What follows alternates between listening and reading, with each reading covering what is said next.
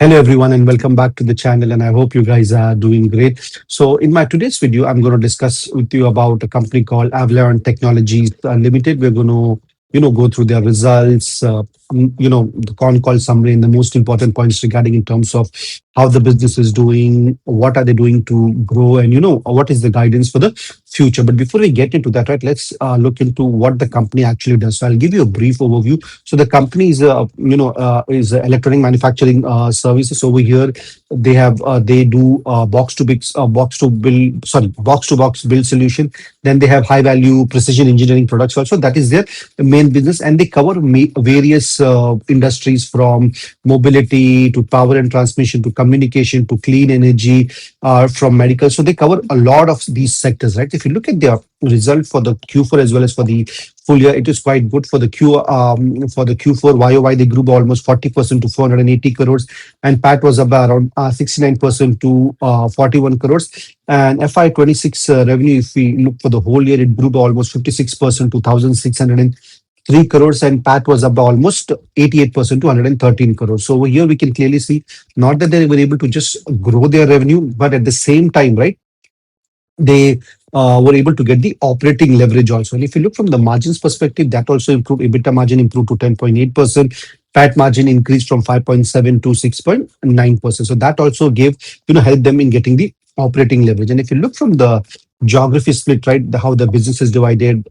So India contributed around 30%, 8% of the revenue, and USA contributed to around 62% of the revenue.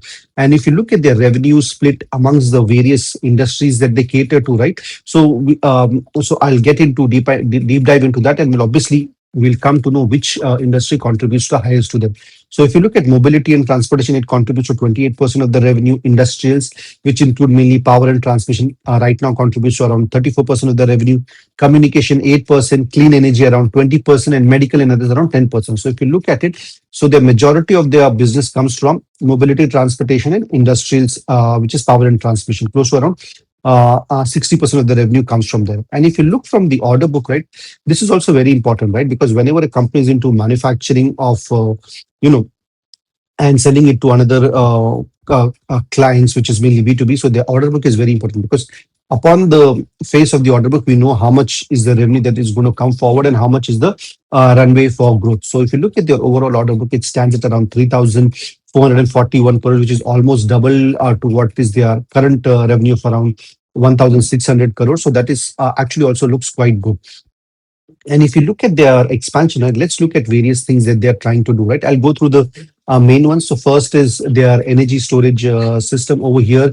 They are, the current production line that they have, they're trying to increase that in order to improve their, increase their overall production over here. And then they have this aerospace segment also, where they right now make cabin sub assemblies. So over here, what has happened, right? So at this point of time, they have passed how to say, the particle inspection, whatever the particle is supposed to be used over there, and they're moving into production of volume. And the other side, in the same segment, right, they are advancing. They want to get into this metal cockpit assemblies and landing gear components. So this will be a completely new thing that they're going to get into it, right? So these are the two main things in aerospace. And if you look from the other segment, right, one of the new segment that they're getting into is semiconductor manufacturing equipment. Over here, right, they have got into a partnership with a global company. They haven't given the name. Over here, they will make complex box built and state of the art, these box to box builds that they will do. Currently, if you look at the progress, it is completed around 50 to 60%, and they are waiting for production approval. And they expect that by the year 2027, the production will start. And right now, this segment, they are putting it under their industrial segment, but the management is so confident that they're saying that in future, that the semiconductor side of the business will have its own separate vertical altogether. And in terms of one of the other things that they spoke about was Kavach anti-collision system. They have completed the testing and they are on track to start the commercial production. So these are the main thing that they are trying to get into. Obviously, I've covered only the most important ones. And if you look at their guidance, right, so obviously that is also one important thing, right? It is good for the company to what they have done till now.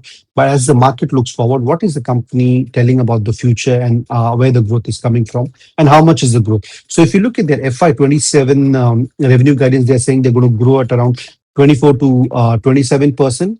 And at the same time, they've given another target that by FY29, right, they want to double their revenue from current 1600 crores to 3200 crores, which is actually quite a good number. A company trying to almost double their revenue in the next, in the next 2 to 3 years. So if you look, if I mean, I did some calculation, and if you look at it, for in order for the company to achieve the target of 3,200 crores by FY29, right? So they need to have a CAGR of 26%, which is I would not say it's bad. It's a quite decent growth, but we need to look from the valuation perspective, right? Because if you look at the current PE, right, the company is trading at 100, but that actually doesn't really matter. We need to look forward and see how does the future P and PEG ratio look? If I look from just 1 year ahead of FY27 and take the normal PAT percentage, what they have currently, you know, compared. So the P comes up to around 82, and the PEG ratio comes up to around 3.2. For me, that is still quite expensive, right? If the PEG was around 1.5 or below, it would have still have been a decent bet, but I think it's too expensive. And even if I expand it to FY29, right, by the time they'll achieve the 3,200 crores of revenue, and assuming that they have they're able to maintain that margin, right? The P ratio still comes up to 51, and the PEG ratio with the current growth rate of 26, it still comes up to around close to 2, which is for me still a bit expensive. But let's see how the company does, because no one knows the future. What if the semiconductor business grows massively, the aerospace starts contributing? So all we can do is, making sure that we track and see where the further growth is coming from. Because what I can see from right now for this company, the market is already priced in all the future growth. I don't see much opportunity over here. And even if I take the forward P for next 1 year or next 3 year down the line, it is still stretched from the P perspective as well as from the PEG ratio perspective.